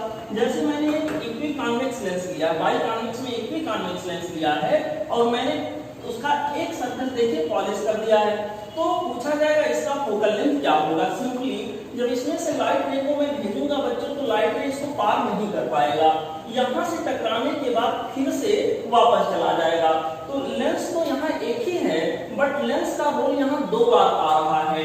देखो लाइट रे यहाँ के अंदर गया, जाने के बाद लाइट रे क्या होगा, इसी से रिफ्लेक्ट बैक होगा, तो लेंस से लाइट दो बार गुजरा, यानी लेंस एक ही बार है लेकिन उसका रोल दो बार आ रहा है, इसलिए मैंने उसको इक्विवेलेंट टू लेंस दिखाया है, उसको बच्चों दो लेंस के इक्विवेलेंट दिखाया है। और यहाँ पर ये जो हमारा सरफेस है जिसको पॉलिश कर दिया, ये सरफेस हमारा एक कॉन्केव मिरर की तरह से यहाँ व्यवहार करेगा, इसका फोकल लेंथ मैंने एफएम दिखा दिया है। तो बच्चों ये जो हमारा सिस्टम है, ये जो भी बन के आया, ये इक्विवेलेंट होगा to lenses plus one mirror, ठीक है, क्योंकि लेंस का रोल यहाँ पर दो बार आ रहा है और ये मिरर के जैसा रिएक्ट कर रहा है। तो अगर इस पूरे सिस्टम का मैं ओवरऑल फोकल लेंथ निकालने जाऊं तो बाई फार्मूला होगा 1/FL, पहले का 1/F2 यानी F1/FL ये भी होगा प्लस 1/FM। बेटा जी यहाँ पर अभी आपने देखा था इक्वी कॉन्वेक्स लेंस के लिए फोकल लेंथ जो भी आया था R/2 टाइम्स ऑफ ब्रैकेट में μ-1, वो चीज मैं यहाँ रखूंगा और FM की वैल्यू बच्चों यहाँ पर R/ मिरर का फोकल लेंथ जनरल कंडीशन में रेडियस ऑफ कर्वेचर का आधा होता है, रेडियस ऑफ कर्वेचर का आधा मतलब R/2 रखूंगा, सॉल्व करूंगा, मुझे इस पूरे सिस्टम का फोकल लेंथ मिल जाएगा R/2 × 2μ-1। ओके बच्चों, सिमिलरली अगर हम इस तरह से कोई प्लेनो कॉन्वेक्स लेंस ले लें, उसका एक सरफेस यहाँ पर पॉलिश कर दें और पूछें ये कैसा व्यवहार करेगा, व्यवहार की तो बात छोड़िए, कॉन्वेक्स जैसा ही करेगा, बशर्ते इसका फोकल लेंथ कैसा होगा। तो फोकल लेंथ निकालने के लिए बच्चों यहाँ भी वही कहानी होगी, लाइट भी इस लेंस से दो बार पास होगा, तो ये जो लेंस हमारा प्लेनो कॉन्वेक्स है इसका वो दो बार आया, इसलिए इसको equivalent to plano convex lens यहाँ पर दिखाया गया है। और एक मिरर इन तीनों को यहाँ ऐड करने पर यही मिलेगा। तो बच्चों यहाँ के अंदर जो होगा ओवरऑल सिस्टम का फोकल लेंथ यहाँ भी सिमिलर वैसे ही कैलकुलेट करेंगे, रेस्पेक्टिव वैल्यू रखेंगे, सॉल्व करेंगे, फोकल लेंथ मिल जाएगा R/2 μ। मेरे प्यारे बच्चों सिमिलर कंडीशन हमारा ऐसा है, एक प्लेनो कॉन्वेक्स लेंस है, लेकिन इसका हमने प्लेन वाला सरफेस जो है वो पॉलिश कर दिया है। अब इसका व्यवहार भी समझ गए होंगे, प्लेनो कॉन्वेक्स प्लस एक मिरर। यहाँ इसके लिए भी सिमिलर सॉल्यूशन हम रखेंगे। इसमें अंतर ये है कि यहाँ पर इसका फोकल लेंथ जो होगा वो क्या आ जाएगा, यहाँ क्या था r/2 और यहाँ एफएम की वैल्यू इनफाइनाइट आ जाएगी, क्योंकि यह एक प्लेन मिरर की तरह से व्यवहार करेगा। सॉल्व करेंगे बच्चों, यहाँ के लिए जो फोकल लेंथ मिलेगा हमें वो होगा r/2 into μ-1। समझ गए बच्चों? तो ये रहा यहाँ के लिए सिचुएशन। बच्चों एक सवाल पूछा जाता है कटिंग ऑफ लेंसेज के ऊपर, उसमें ये होता है लेंस को डिफरेंट वे में कट कर दिया जाता है और पूछा जाता है कब फोकल लेंथ बदलेगा, कब पावर बदल जाएगा, कब इंटेंसिटी इमेज की बदल जाएगी, ये सारी बातें। तो बच्चों फोकल लेंथ के बारे में अगर जैसे मान लीजिए कोई हमारे पास एक लेंस है, इसको मैं x एक्सिस के अबाउट ऐसे कट कर दूं, आधा हिस्सा अलग ऐसे आ जाएगा। y डैश से एलान अगर कट करूं तो आधे हिस्से ऐसे आ जाएंगे। तो यहाँ पर कब बच्चों फोकल लेंथ बदलेगा, कब पावर बदलेगा, कब बनने वाली इमेज की इंटेंसिटी बदलेगी। देखिए फोकल लेंथ डिपेंड करता है म्यू इन और म्यू आउट पर, जो कि यहाँ बदल नहीं रहा है। म्यू इन और म्यू आउट देखिए हर केस में सेम ही है, लेंस का मीडियम वही है, भले ही कट हो गया और बाहर का मीडियम भी वही है। और इसके अलावा बच्चों म्यू इन और म्यू आउट में कोई बदलाव नहीं हुआ, इसका मतलब इसके बारे में सोचना ही नहीं। यहाँ पर दूसरी बात ये है कि रेडियस ऑफ कर्वेचर बदल जा रहा है, तो रेडियस ऑफ कर्वेचर r1 और r2 के ऊपर भी पावर या फोकल लेंथ क्या होता है, डिपेंड करता है r1 r2 के ऊपर, जो कि यहाँ बदल जाएगा। बच्चों ये वाले लेंस का r1 यहाँ है और r2 इसके लिए होगा r1 r2 कुछ है, लेकिन इसके लिए देखें r1 तो वही है, लेकिन r2 क्या हो गया, इनफाइनाइट बदल रहा है। इसका मतलब ऐसे कट करने पर फोकल लेंथ क्या होगा, बदल जाएगा। लेकिन यहाँ पर अगर हम जाए देखें तो बच्चों यहाँ के अंदर ना तो r1 बदला हुआ है, कर्वेचर वही है, ना तो r2 बदला हुआ है, ना ही लेंस के मीडियम का रिफ्रैक्टिव इंडेक्स बदला हुआ है, ना ही सराउंडिंग का मीडियम बदला हुआ है। तो ऐसे केस में बच्चों जो फोकल लेंथ यहाँ था वही यहाँ होगा, जो पावर यहाँ था वही पावर यहाँ होगा, जो फोकल लेंथ यहाँ था यहाँ का फोकल लेंथ बच्चों 2 गुना हो जाएगा, यहाँ का फोकल लेंथ इसके रेस्पेक्ट में 2 गुना हो जाएगा और पावर हाफ हो जाएगी। ठीक है बच्चों, लेकिन यहाँ पर फोकल लेंथ और पावर में कोई बदलाव नहीं आएगा, इसके तुलना में सेम रहेगा। यहाँ पर इंटेंसिटी की बात करें बच्चों, कोई लेंस से जितनी ज्यादा लाइट रेज जाती हैं बनने वाले इमेज की इंटेंसिटी उतनी ही ज्यादा होती है। कोई लेंस से जितनी ज्यादा लाइट रेज यहाँ पर पास आउट होते हैं बनने वाले इमेज की इंटेंसिटी उतनी ही ज्यादा होती है। तो बच्चों इंटेंसिटी हम डिसाइड अगर करेंगे तो ये देखेंगे क्या लेंस का अपर्चर एरिया बदला, अगर नहीं बदला तो इंटेंसिटी में कोई बदलाव नहीं होगा। यहाँ लेंस को भले ही कट कर दिया है, लेकिन लेंस को अगर देखेंगे तो अपर्चर एरिया वही का वही रहेगा बच्चों यहाँ पर। इसलिए इंटेंसिटी जो यहाँ इमेज की बन रही थी, सिमिलर कंडीशन में अगर इमेज यहाँ बनाया जाए तो इंटेंसिटी सेम बनी रहेगी। यहाँ के अंदर बच्चों अगर इंटेंसिटी की बात करें तो अपर्चर एरिया आधा हो जाएगा, पर्टिकुलर एक का देखिए तो यहाँ के तुलना में अपर्चर एरिया हाफ हो गया है। अगर ऐसा हुआ है तो इंटेंसिटी भी जो इमेज की बनेगी सिमिलर कंडीशन में वो क्या हो जाएगा, हाफ हो जाएगा। ठीक है बच्चों, मान लीजिए इस तरह से 2 लेंस को मैंने कट किया और कट करने के बाद दोनों लेंस को बच्चों ऐसे मैं ज्वाइन कर दूं, इस प्रकार से ज्वाइन करूं कि ये रहा इसका ऑप्टिकल सेंटर, ये रहा इसका, और प्रिंसिपल एक्सिस दोनों का क्या हो जाएगा सेम। तो इसके लिए जो प्रिंसिपल एक्सिस सेम है तो इक्वेशन यूज कर सकते हो 1/f = 1/f + 1/f। बच्चों यहाँ के अंदर आ जाएगा 2/f, f डैश की वैल्यू f/2 हो जाएगी और पावर अगर फोकल लेंथ आधा हुआ तो पावर कितना होगा, 2 टाइम्स हो जाएगा बच्चों, 2 गुना हो जाएगा।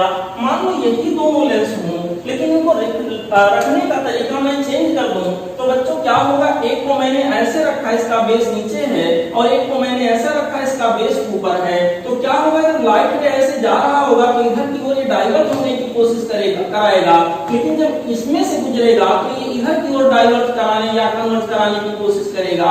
ये बच्चों इस तरह से ऑप्टिकल सेंटर की ओर कन्वर्ट कराने की कोशिश कर रहा है, ये ऑप्टिकल सेंटर की ओर कन्वर्ट कराने की कोशिश कर रहा है। फाइनल लाइट जो बाहर निकलेगा बच्चों वो ये वाले के पैरेलल हो जाएगा।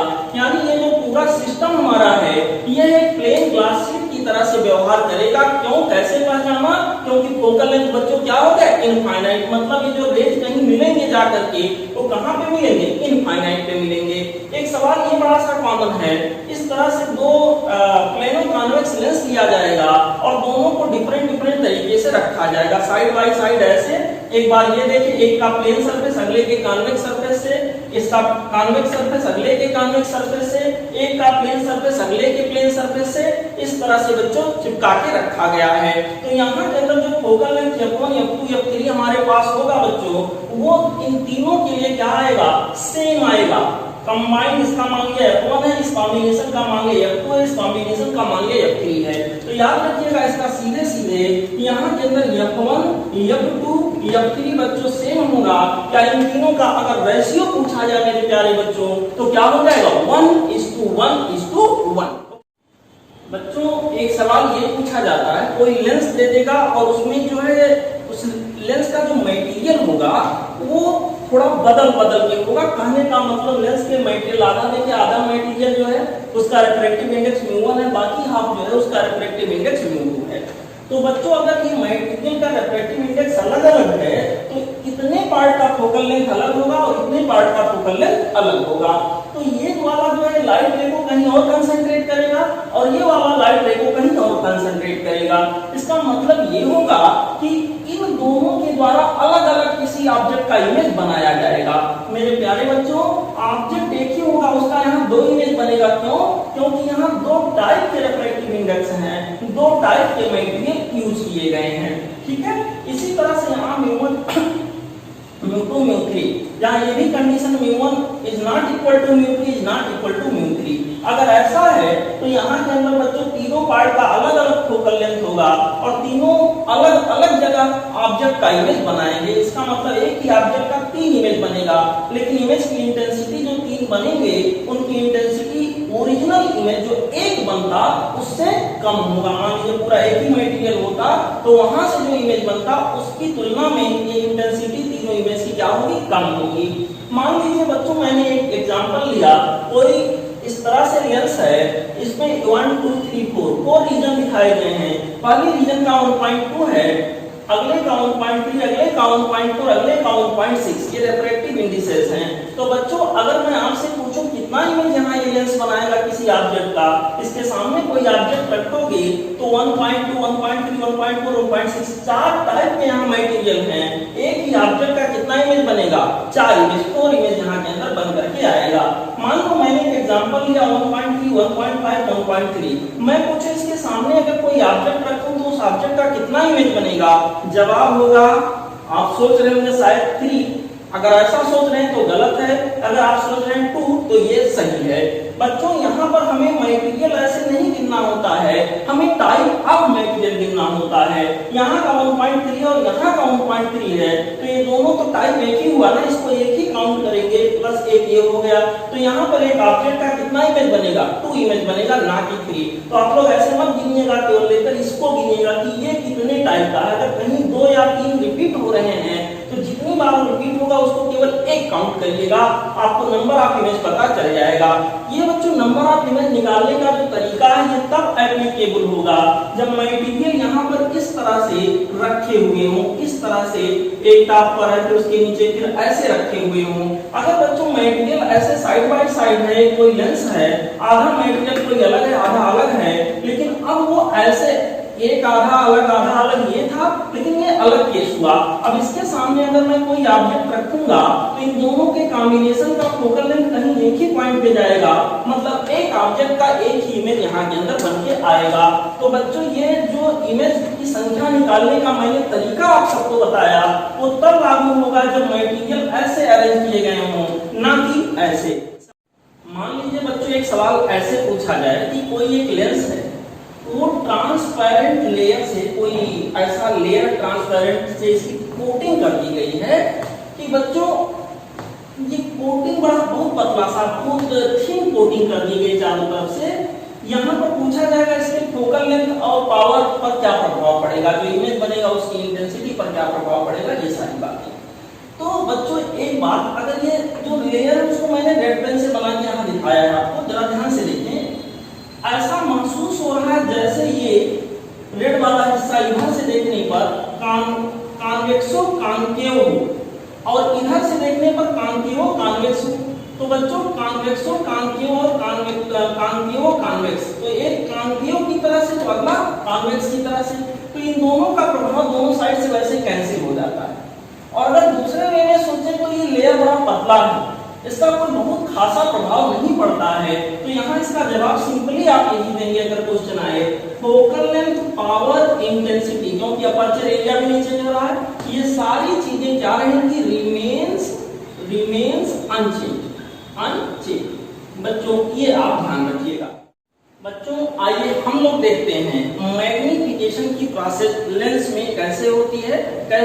तो आगे देखेंगे कितनी होती है, निकालेंगे कैसे, उसके लिए कौन सा इक्वेशन यूज होता है। मैग्नीफिकेशन का मीनिंग आपको पता है, इमेज की साइज का कंपैरिजन हम ऑब्जेक्ट के साइज से करते हैं। बच्चों इमेज कितना टाइम्स है as compare to object size, बच्चों इसी को हम मैग्नीफिकेशन का नाम देते हैं। मैग्नीफिकेशन यहाँ भी दो तरह का होगा, जैसे कि मिरर के केस में हम लोग पढ़े थे। बच्चों यहाँ होगा हमारे पास एक होगा लीनियर मैग्नीफिकेशन, जिसमें हम इमेज और ऑब्जेक्ट के लेंथ के कंपेयर को करेंगे, और दूसरा होगा एरियल मैग्नीफिकेशन, जिसमें हम इमेज और ऑब्जेक्ट के एरिया को कंपेयर करेंगे। मेरे प्यारे बच्चों यहाँ लीनियर मैग्नीफिकेशन फर्दर दो टाइप का होगा, एक होगा ट्रांसवर्स या लैटरल मैग्नीफिकेशन, दूसरा होगा बच्चों लॉन्गिट्यूडिनल या एक्सियल मैग्नीफिकेशन। मेरे प्यारे बच्चों लैटरल या ट्रांसवर्स मैग्नीफिकेशन तब लागू होगा कॉन्सेप्ट जब यहाँ पर ऑब्जेक्ट जो हो वो प्रिंसिपल एक्सिस के परपेंडिकुलर रखा हो और उसका इमेज भी कहीं ना कहीं प्रिंसिपल एक्सिस के परपेंडिकुलर ऑब्वियसली बन रहा होगा। यहाँ के अंदर बच्चों हमारे पास मैग्नीफिकेशन की जो वैल्यू होती है वो होती है आई अपान ओ, मतलब इमेज की साइज अपान ऑब्जेक्ट की साइज, जो कि आपका v अपान u, v मतलब v का मीनिंग हुआ distance of image from optical centre. यहाँ पर सारे डिस्टेंसेस बच्चों ऑप्टिकल सेंटर से मेजर किए जाते हैं, सिमिलर जैसे मिरर के केस में सारे डिस्टेंसेस पोल से मेजर किए जाते थे। बच्चों यहाँ के अंदर हमारे पास क्या होगा, v by u, v is the image distance, u is the object distance। बच्चों अगर हम लेंस के फोकल लेंथ से लेंस फार्मूला लगा करके 1/v minus 1/u equal to 1/f जिसे लेंस फार्मूला कहते हैं, इसको लगा करके बच्चों हम मॉडिफाई करें तो v/u की वैल्यू हमें मिलेगी f divided by u plus f, और v के टर्म में अगर देखें तो आ जाएगा f minus v divided by यहाँ के अंदर बच्चों f आ जाएगा। तो ये चीज आप ध्यान रखिएगा, इस तरह का इस पर बहुत सारे न्यूमेरिकल आपको मिलेंगे। बच्चों दूसरा हमारा होगा लॉन्गिट्यूडिनल मैग्नीफिकेशन या एक्सियल मैग्नीफिकेशन। तब कॉन्सेप्ट लागू है जैसा कि मैंने आपको बताया, जब यहाँ पर हमारा ऑब्जेक्ट प्रिंसिपल एक्सिस के पैरेलल रखा हो या एलान रखा हो और इसका इमेज भी प्रिंसिपल एक्सिस के एलान ही पैरेलल ही कहीं ना कहीं बन रहा हो। यहाँ के अंदर जो मैग्नीफिकेशन हमारा होगा वो मैग्नीफिकेशन सिंपली हमारा आएगा v2 minus v1 divided by u2 minus u1। सवाल उठा है v2 और v1 क्यों, u2 और u1 क्यों? उसका जवाब ये है बच्चों, जो ऑब्जेक्ट होगा वो कहाँ पे होगा, किसी एक पर्टिकुलर पॉइंट पे तो होगा नहीं। उस ऑब्जेक्ट के ये वाले पॉइंट का डिस्टेंस अगर यहाँ से देखें मैं कहूँगा u1 है, ये वाले पॉइंट का यहाँ डिस्टेंस यहाँ से देखें मैं कहूँगा u2 है, तो यहाँ पर क्या होगा u2 माइनस u1। जो यहाँ इमेज हमारा बन रहा है बच्चों किसी एक पॉइंट पे तो बन नहीं रहा है, इमेज जो यहाँ बन रहा है इसका ये वाला देखें तो मान लिया ये v1 है, मान लिया इसका डिस्टेंस हमारा v1 है, अगले टर्मिनल का यहाँ देखेंगे इमेज का डिस्टेंस यहाँ से क्या है v2, तो यहाँ मैग्नीफिकेशन के लिए इक्वेशन हमारा बनेगा v2 minus v1 divided by u2 minus u1। ठीक है, for small object and image, छोटे ऑब्जेक्ट और इमेज के लिए यहाँ के अंदर क्या होगा, m डैश की वैल्यू होगी dv upon du equal to v upon u का होल स्क्वायर। मेरे प्यारे बच्चों डेल्टा v इसको कह सकते थे, बहुत छोटा ऑब्जेक्ट और बहुत छोटा इमेज अगर बन रहा है तो ऐसे पर्टिकुलर केस में ये जो हमारा गैप है इसको डेल्टा v की बजाय हम dv लिख देंगे, डेल्टा u की जगह du लिख देंगे, और मिरर लेंस फार्मूले में अगर dv अपॉन du की वैल्यू निकालेंगे तो आ जाएगा v अपॉन u का होल स्क्वायर। तो इतना आप समझ गए होंगे। मेरे प्यारे बच्चों एरियल मैग्नीफिकेशन जिसका सवाल जिसका क्वेश्चन आप यहाँ बहुत कम आता है, ठीक है, अगर आएगा तो सिंपली यहाँ होगा area of image upon area of object. और जनरली न्यूमेरिकल वैल्यू के अनुसार अगर देखें तो एरियल मैग्नीफिकेशन में जो हमारा वैल्यू मिलेगा वो लीनियर मैग्नीफिकेशन में मिलने वाले वैल्यू का स्क्वायर होता है, उसके स्क्वायर टाइम्स के बराबर होता है। समझ गए बच्चों? आइए देखते हैं लेंस के केस में प्रिंसिपल फोकस में first principal focus, second principal focus दो नाम आते हैं। सेकंड प्रिंसिपल फोकस को ही बच्चों हम लोग मेन फोकस कहते हैं।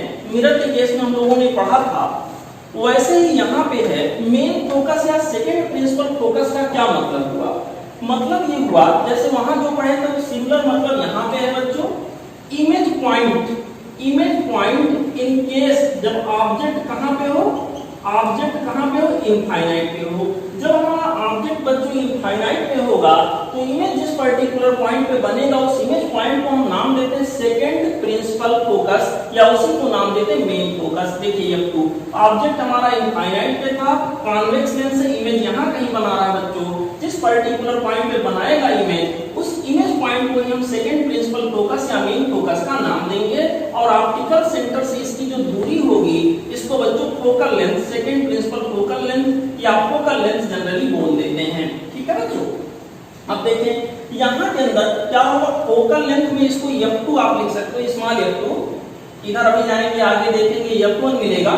जनरली अगर बच्चों कंडीशन जनरल है तो एक ही जैसा दोनों साइड मिलता है, बस सबसे साइन कन्वेंशन अलग अलग हो जाता है। देखिए दूसरा हमारे पास ये होगा बच्चों सिचुएशन, अगर यही चीज हम चेक करें कॉन्केव मिरर या कॉन्केव लेंस के लिए तो क्या होगा, image point when object was at infinite, object बच्चों इनफाइनाइट पे है, इससे चलने वाली लाइट रेज पैरेलल नहीं, इसका नेचर होता है ये वाले लेंस का डाइवर्ज कराना। डाइवर्ज कराया तो आगे तो कहीं ये मिलने वाले हैं नहीं, पीछे बढ़ाइए, यहाँ कहीं से आगे में प्रतीत हो रहे, मतलब यहाँ वर्चुअल इमेज बना बच्चों। यहाँ के हमारे पास जो इमेज पॉइंट होगा जब ऑब्जेक्ट इनफाइनाइट पे है इसी को सेकंड प्रिंसिपल फोकस कहेंगे और ऑप्टिकल सेंटर से जो इसकी दूरी होगी ये कहलाएगा सेकंड प्रिंसिपल फोकल लेंथ।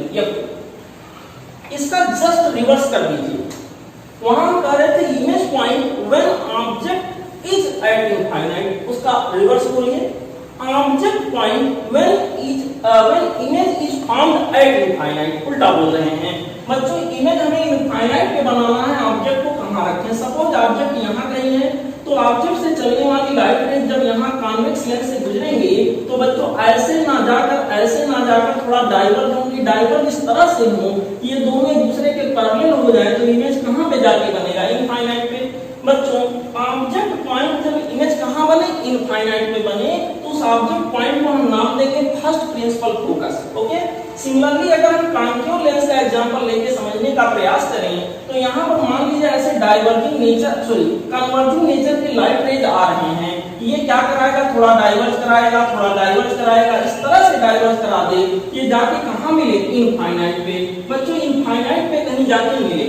अब यहाँ पर इनफाइनाइट पे इसका मतलब इमेज बनेगा तो ऑब्जेक्ट पॉइंट कहाँ पे रहा होगा, ये बच्चों यहाँ मिलते हुए प्रतीत हो रहे हैं। तो यहाँ के अंदर ऑब्जेक्ट का एड्रेस किससे पता चलता है, इंसिडेंट रेज से। इंसिडेंट रेज यहाँ कहीं आ रहे हैं तो एक तरह से वर्चुअल ऑब्जेक्ट हमारा यहाँ कहीं होगा।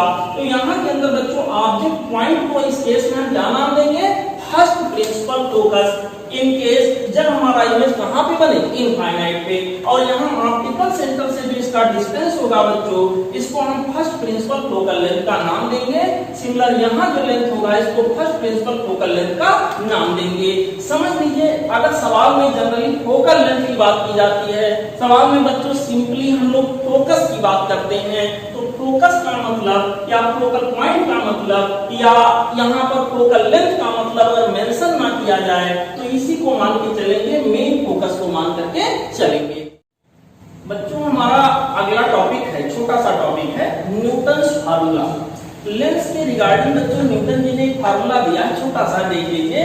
अगर कोई कॉन्वेक्स लेंस कहीं पे हो और इस कॉन्वेक्स लेंस का पहला फोकस यहाँ कहीं है, जैसा कि अभी मैंने आपको बताया फर्स्ट प्रिंसिपल फोकस, और second principal focus main focus यहाँ कहीं है।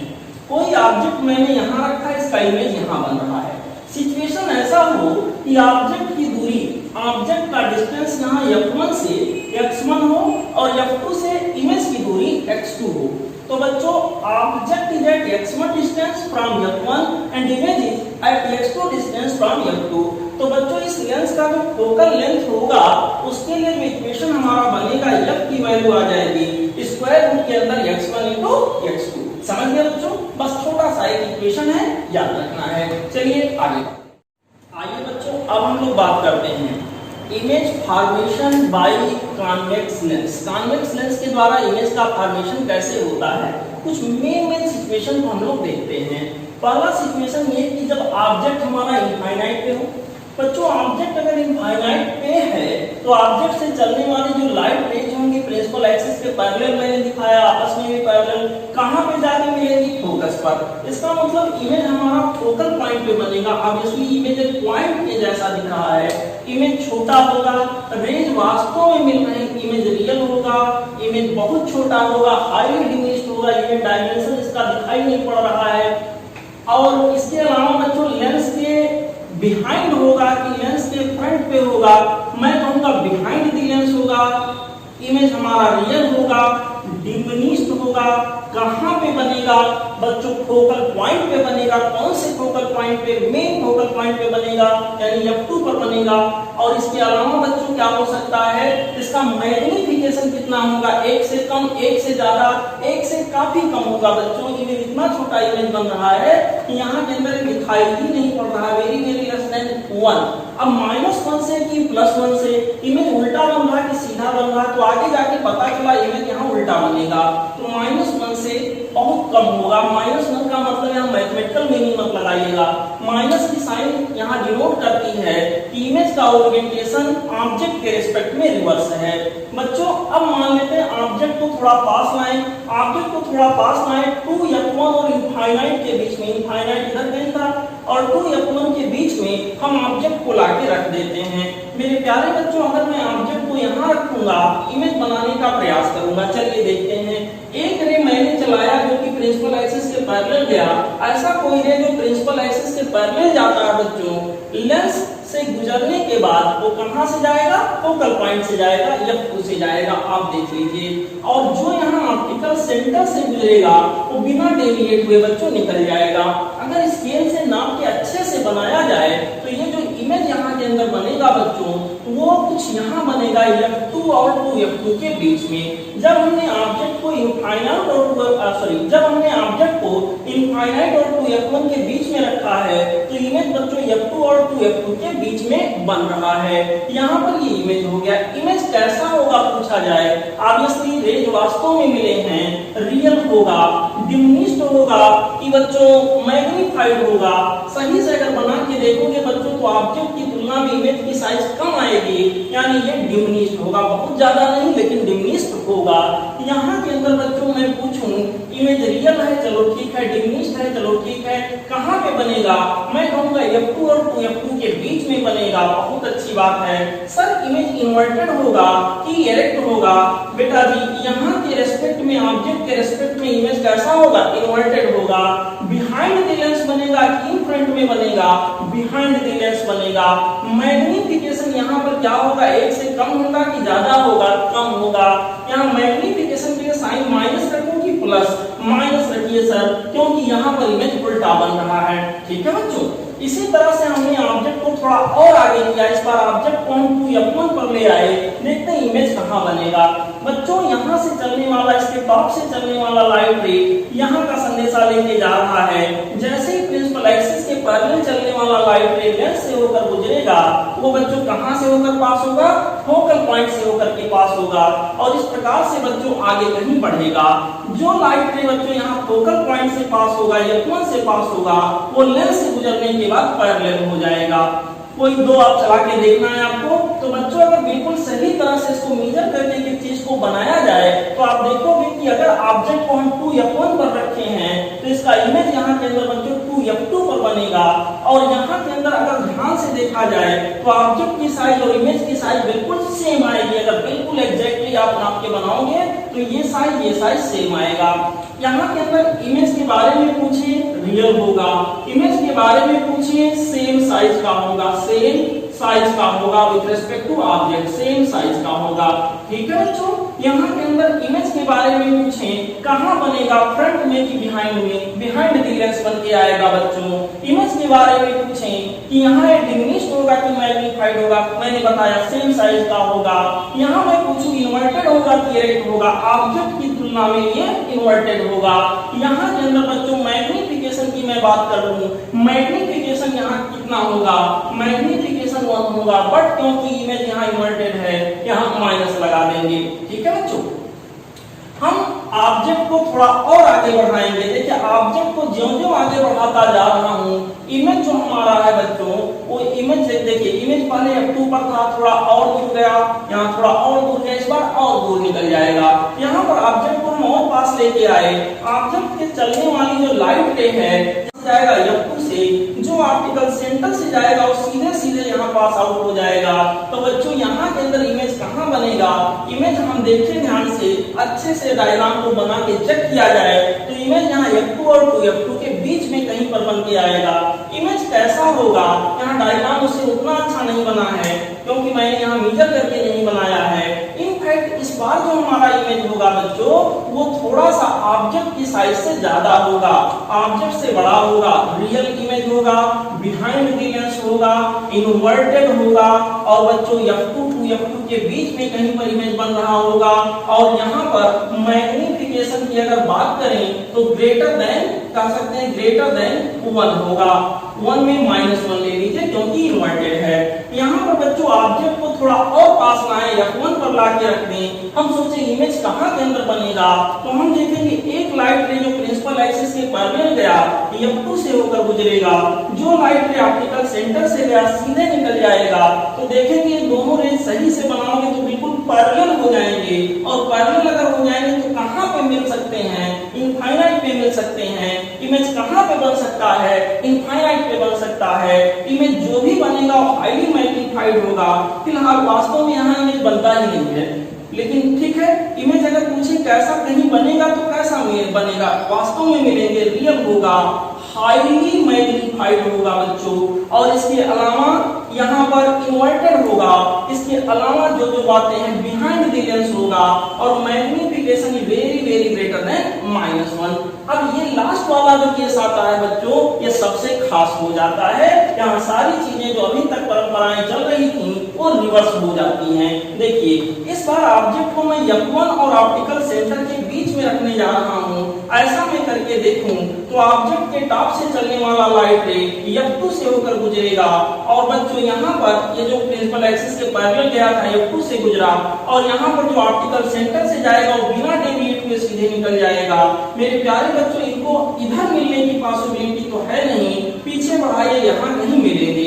इस बार जो इमेज हमारा होगा देखिए कैसा बना, रियल नहीं बना, कैसा बना, वर्चुअल बना, क्योंकि रेज वास्तव में नहीं मिल रहे, मिलते हुए प्रतीत हो रहे हैं। बच्चों यहाँ इमेज हमारा वर्चुअल होगा, इमेज यहाँ डायरेक्ट होगा, इमेज यहाँ पर बच्चों सेम साइड में बनेगा ऑब्जेक्ट के, या कह लीजिए मिरर सॉरी या कह लीजिए इसके फ्रंट पे बनेगा, इसके बच्चों फ्रंट पे बनेगा, लेंस के फ्रंट पे बनेगा, और ये डायरेक्ट होगा ना कि इन्वर्टेड होगा, और मैग्नीफाइड होगा। मैग्निफिकेशन यहाँ पर वेरी ग्रेटर देन या ग्रेटर देन कह लीजिए +1 होगा। यहाँ के अंदर बच्चों ये सिचुएशन बना। तो अगर आपसे सब मिला जुला के सवाल पूछा जाए कि कॉन्वेक्स लेंस के द्वारा कैसा इमेज बनाया जाता है, मेरे प्यारे बच्चों सिंपल सा जवाब होगा, कॉन्वेक्स लेंस के द्वारा हर तरह का इमेज बनाया जाता है। वो रियल भी हो सकता है, वो वर्चुअल भी हो सकता है, वो इन्वर्टेड भी हो सकता है, वो डायरेक्ट भी हो सकता है, वो बच्चों लेंस के बिहाइंड हो सकता है या लेंस के फ्रंट में हो सकता है, ऑब्जेक्ट के अपोजिट साइड में हो सकता है या ऑब्जेक्ट के ही साइड में हो सकता है। यहाँ पर वो डिमिनिश्ड भी हो सकता है, वो सेम साइज का भी हो सकता है ऑब्जेक्ट से, वो मैग्नीफाइड भी हो सकता है। ये सारी चीजें यहाँ के अंदर हो सकती हैं। तो फिलहाल सारी पॉसिबिलिटीज यहाँ के अंदर हैं, और ये पॉसिबिलिटीज आगे एक बदली कहाँ है कि लास्ट केस में जब हमने ऑब्जेक्ट को F1 और ऑप्टिकल सेंटर के बीच में रख दिया है। समझ गए बच्चों? बच्चों आइए अब देखते हैं कि इमेज का फॉर्मेशन कॉन्केव लेंस के द्वारा किस प्रकार का होगा। Let's check. यहाँ के अंदर बच्चों मान लीजिए हमारे पास एक कॉन्केव लेंस है। इस बार पहला सिचुएशन हम मानते हैं कि जो हमारा ऑब्जेक्ट है वो ऑब्जेक्ट कहाँ पे हो, इनफाइनाइट पे हो। तो इनफाइनाइट से चलने वाली रेज प्रिंसिपल एक्सिस के पैरेलल यूं आ रही है, यहाँ से गुजरने के बाद इस तरह से बच्चों डाइवर्ज हो जाएंगी और आती हुई प्रतीत कहाँ से होंगी, मेन फोकस से। जैसा कि मेन फोकस का यहाँ डेफिनेशन लिखा, यहाँ के अंदर बच्चों मेन फोकस पर इमेज जो हमारा बनेगा, ऑब्वियसली इमेज जो यहाँ के अंदर बनेगा बच्चों वर्चुअल इमेज बनेगा, जैसा कि आपको दिख रहा है वर्चुअल बनेगा, छोटा सा होगा, हाईली डिमिनिश्ड कह सकते हैं।